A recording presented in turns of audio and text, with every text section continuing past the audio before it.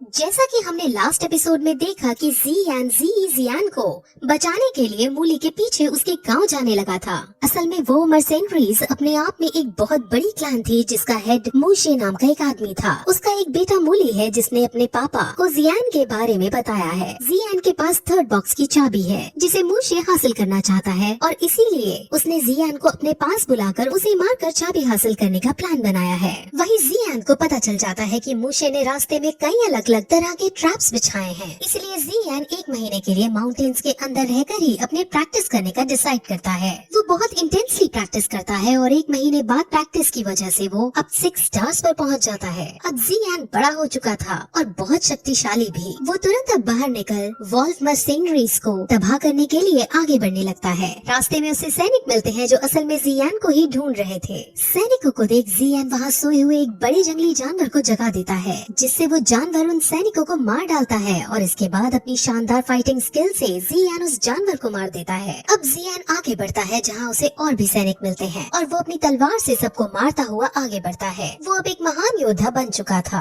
फिर एक सैनिक से वो वॉल्फ मर्सेनरीज के बारे में सारी जानकारी ले लेता है जहाँ उसे पता चलता है कि क्लैन के हेड के 3 बेटे हैं और तीनों महायोद्धा हैं। जियान अब तीनों को एक एक करके हराने का डिसाइड करता है और तीसरा बेटा जिसका नाम ही मिंग है उसके पास जाने लगता है। वही वॉल्फ मर्सेनरीज के पास ये खबर पहुंच जाती है कि जियान एक एक करके सबको मार रहा है, लेकिन वो बेफिक्र महसूस करते हैं क्योंकि ही मिंग 8 स्टार्स का वॉरियर था। उन्हें लगता है कि वो जियान को आसानी से मार देगा। वहीं ही मिंग को दिखाते हैं जो अपनी अयाशियों में मग्न हो रखा था, लेकिन तभी जियान उसके सामने आता है और वो उसको लड़ाई के लिए चुनौती देता है जिसके बाद दोनों में अब बहुत इंटेंस फाइट होने लगती है। पहले तो जियान भारी पड़ रहा था लेकिन फिर ही मिंग भी अपनी स्किल्स का यूज करता है और उसे पीटने लगता है। जियान जब हारने लगता है और जब उसकी मृत्यु होने ही वाली होती है तभी हमें एक कमेंट्री सुनाई जाती है जिसमें हमें बताया जाता है कि फाइट के अंदर कौन सा वॉरियर जीतेगा ये डिसाइड सिर्फ उसकी लेवल से नहीं होता और न ही स्ट्रेंथ से होता है। हालांकि हीमिंग की लेवल और स्ट्रेंथ ज्यादा थी लेकिन जियान ने अपने मास्टर से बहुत सारी स्किल्स और बहुत इंटेंस ट्रेनिंग की थी जिस वजह से वो दोबारा खड़ा होता है और सभी स्किल्स को कैलकुलेटिव मैनर में यूज करते हुए अब हीमिंग को मार डालता है। अब मूशे हीमिंग की डेथ सुनकर बहुत तिलमिला जाता है और वो सभी वॉरियर्स को जो 5 स्टार से ऊपर के हैं उन्हें जियान को पकड़ने के लिए भेज देता है। वहीं हमें जियान को दिखाते हैं जो लॉर्ड याओ के मेडिसिन हाउस के अंदर रह रही है। उसको भी ये खबर पहुंच जाती है कि जियान यहाँ तक आ चुका है और उसने हीमिंग को मार दिया है। जियान बहुत खुश होती है। वहीं लॉर्ड याओ अब उससे मिलने आते हैं और उसे जियान के बारे में पूछते हैं जिस पर वो सिर्फ ये कहती है कि जंगल के अंदर उसने मेरी जान बचाई थी और खजाना ढूंढने में भी मदद की थी।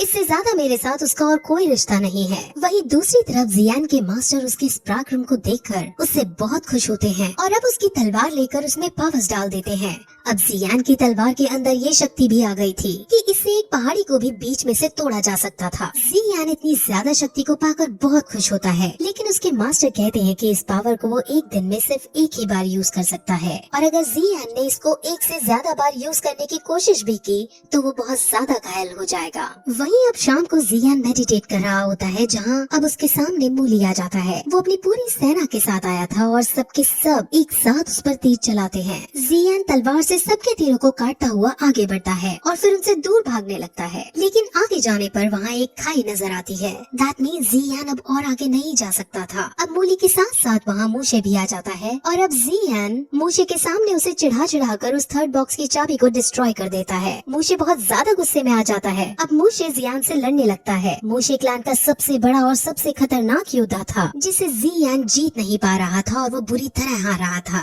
जियान अब मरने की कगार पर आ गया था लेकिन तभी उसे मास्टर्स की वो पावर का ध्यान आता है जो उसने स्वॉर्ड में डाली थी। वो तुरंत उस पावर का यूज करता है लेकिन इस पावर से भी मूशे स्ट्रगल करने के बाद बच जाता है। अब जियान पूरी तरह से एग्जॉस्ट हो गया था जिस वजह से वो वहीं खाई में लुढ़क जाता है और बाकी सब उसे मरा हुआ समझ बहुत खुश होते हैं। वहीं गिरते गिरते उसे पर्पल विंग्स बचा लेते हैं और जब उसकी आँख खुलती है तो वो अपने मास्टर को अपने पास देखता है। उसका कवच उतरा हुआ था और उसके पास रखा हुआ था। वो मास्टर से पूछता है कि कल रात क्या हुआ था जिस पर वो बता बताते हैं कि यूजी ने तुम्हारी मदद की, उसने तुमको बचाया था और तुम्हें अपनी बॉडी का यूज करते हुए हील किया। उसने तुम्हारी स्पिरिचुअल एनर्जी को पर्पल फ्लेम का यूज करते हुए इस वे में इंट्रोड्यूस किया कि तुम्हारी स्किल्स बढ़ गई और अब तुम 9 स्टार के वॉरियर हो गए हो। वो तुम्हें ठीक करने के बाद चली गई। यूजी कौन है और जियान के साथ उसका क्या रिश्ता है, हमें ये शॉर्ट में ही बताया गया है। एक बार मैजिकल बीस्ट आइलैंड में यूजी purple crystal wing lion king से लड़ते लड़ते हार गई थी और वही बेहोश हो गई थी। तब जियान ने वहाँ आकर उसकी मदद की थी और दोनों के बीच रोमांटिक एंगल भी हमें देखने को मिला था। वही प्रेजेंट में अब जियान आगे बढ़ता है, जहाँ अब क्योंकि वो 9 स्टार पर आ गया था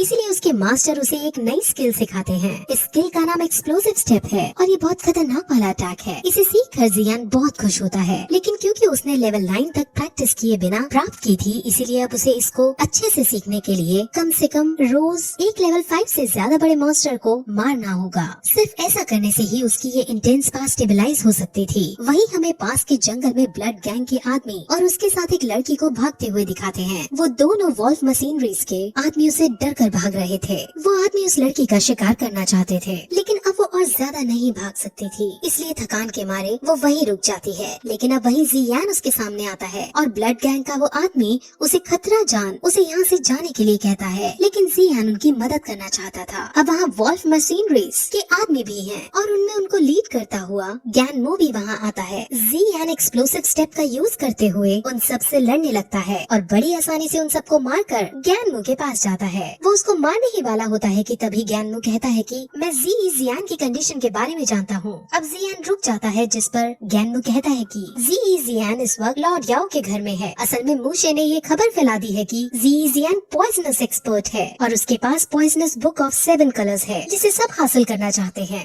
यानी अब सब जियान के पीछे पड़ने वाले हैं और उसकी जान को खतरा है। जियान ये सब सोच ही रहा होता है कि तभी गैनमो को वहाँ से उठने का मौका मिल जाता है और वो तुरंत लिंगर को पकड़ने उसके पीछे दौड़ता है। जियान अब इस पर रहम ना करते हुए अपनी तलवार से गैनमो को मार डालता है और अब वो जियान के पास जाने का डिसाइड करता है। वहीं जियान रात में ट्रैवल करते हुए जियान के पास पहुंच जाता है। जियान उसको देखकर बहुत खुश होती है। जियान उसको अपने साथ भगा कर ले जाना चाहता था, लेकिन अगर वो ऐसा करता तो मूशे विलेजर्स को तंग करने लगता है और मुझे यहाँ आने के लिए ब्लैकमेल करने लगता, इसलिए वो ऐसा नहीं करती। उन दोनों के बीच में हमें थोड़ा रोमांटिक एंगल भी दिखाते हैं। जियान को चाय पिलाती है, जिसके बाद जब वो बातें करने ही वाले होते हैं कि तभी वहाँ लॉर्ड याओ आ जाते हैं और वो पहचान जाते हैं कि ये जियान है। असल में लॉर्ड याओ अच्छा आदमी नहीं था और वो पॉइजनस बुक ऑफ 7 कलर्स प्राप्त करना चाहता था। वही लॉर्ड याओ के साथ उसके आदमी भी थे, जिनमें से एक मूशे का गुप्तचर था। वो गुप्तचर सीधे मूशे के पास जाकर जियान की खबर दे देता है। वही लॉर्ड याओ जब उन दोनों को वहाँ से नहीं जाने देते तब जियान उसे मारने के लिए आगे बढ़ता है, लेकिन लॉर्ड याओ इतना पागल भी नहीं था। उसने पहले ही जब वो यहाँ आया था एक तरह का जहर छोड़ दिया था, जिससे जियान लड़ तो बिल्कुल नहीं पाता। लेकिन जियान फिर कहती है कि मुझे तुम्हारी इस प्लानिंग के बारे में पहले ही पता था, जिस वजह से मैंने चाय के अंदर एंटीडोट मिलाकर जियान को पिला दिया था। अब जियान और भी कहती है कि पागल तो तुम हो, क्योंकि यहाँ इस कुर्सी पर मैंने जहर मिला रखा था और उसी पर तुम बैठ गए हो। अगर अब तुम मुझे नहीं जाने दोगे तो मैं तुम्हें इसका एंटीडोट नहीं दूंगी। अब लॉर्ड याओ मरता क्या ना करता, इसलिए वो वहाँ से अपने पक्षी पर बैठकर जियान को लेकर वहाँ से चली जाती है और लॉर्ड याओ को एंटीडोट दे जाती है। वहीं अब वो दोनों मूशे के पास ही जाते हैं, जहाँ जियान अब मूशे से लड़ने के लिए तैयार हो जाता है। मूशे बहुत महान योद्धा था, जिसे हराना आसान नहीं होने वाला था, लेकिन फिर भी वो दोनों फाइट शुरू करते हैं, जिसके अंदर जियान अब सारी स्किल्स बारी बारी यूज करता है। फाइट में मूशे पर जियान अटैक कर रहा था और इस बार मूशे कमजोर पड़ रहा था। वहीं अब मूशे फिर अपनी नई स्किल के बारे में बताता है और कहता है कि वो 3rd बॉक्स मैंने खोल लिया था और उसके अंदर से मैंने ये स्किल प्राप्त की। वहीं अब उस एनर्जी का यूज करते हुए वो जियान पर अटैक करता है और जियान भी अपनी मास्टर की सलाह से फुल जोश में आकर उस पर अपनी एनर्जी फेंकता है और इस बैटल में फाइनली मूशे हार जाता है। लेकिन तभी वहाँ एक सैनिक खड़ा हो पीछे से उस पर अपनी तलवार चला देता है, जो जियान के पेट में घुस जाती है। लेकिन अभी जियान को कुछ नहीं होता, क्योंकि 2nd बॉक्स में उसे आर्मर मिला था जो वो उसकी रक्षा कर लेता है। और अब जियान को अपने साथ अपने घर आराम करने के लिए ले जाती है और इसके साथ ये एपिसोड खत्म हो जाता है।